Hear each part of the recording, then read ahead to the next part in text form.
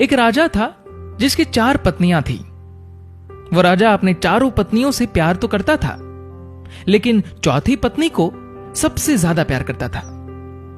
हमेशा उसके लिए कुछ उपहार लाता, उसकी खुशी का पूरा ध्यान रखता, महंगे महंगे तोहफे देते रहता। साम्राज्य में सबसे बेहतरीन चीजें वो उस चौथी पत्नी को दे दिया करता था। उसी राजा की तीसरी पत्नी बहुत खूबसूरत थी, इसलिए वो उसका इस्तेमाल करके पड़ोस के राज्यों में दिखावा करता।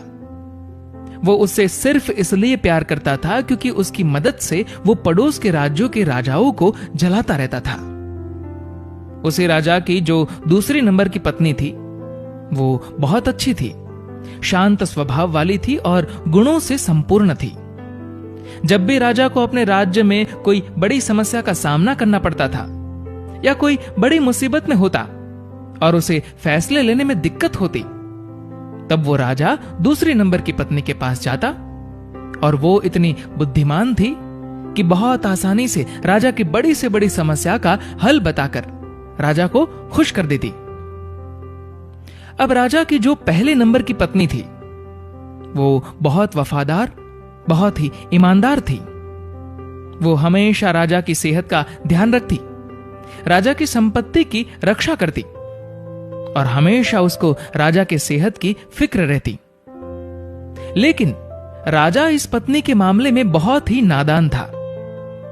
राजा इस पहली पत्नी को शायद ही कभी नोटिस भी करता।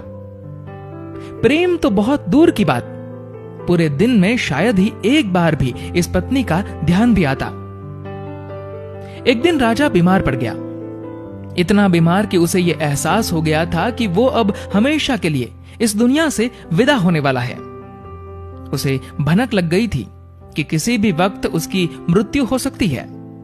उसके मन में यह ख्याल आया कि अभी जीवित अवस्था में तो उसके पास 4 पत्नियां हैं, लेकिन मरने के बाद तो एकदम अकेला हो जाएगा। उसने अपने चौथे नंबर की पत्नी को बुलाया और पूछा कि मैंने तुम्हें सबसे ज्यादा प्यार दिया, अब मैं मरने वाला हूं, तो क्या तुम मेरे साथ आ सकती हो और मृत्यु के बाद भी मेरे साथ रह सकती हो? चौथी पत्नी बिना एक भी शब्द बोले राजा से दूर चली गई। राजा को उसका यह रूप देखकर बहुत दुख हुआ। उसने अब सोचा कि वक्त बर्बाद करने से कोई मतलब नहीं है, इसलिए जल्दी से उसने अपनी तीसरी पत्नी को बुलाया और वही सवाल दोहराया कि क्या तुम मेरे साथ मर सकती हो और मृत्यु के बाद तुम मेरे साथ रह सकती हो?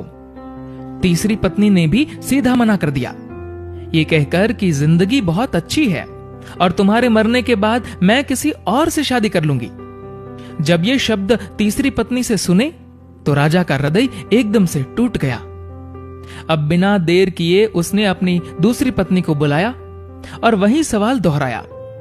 राजा ने सोचा, अभी तक हर समस्या का समाधान इस दूसरी पत्नी ने किया है, तो इसका भी हल उसके पास जरूर होगा।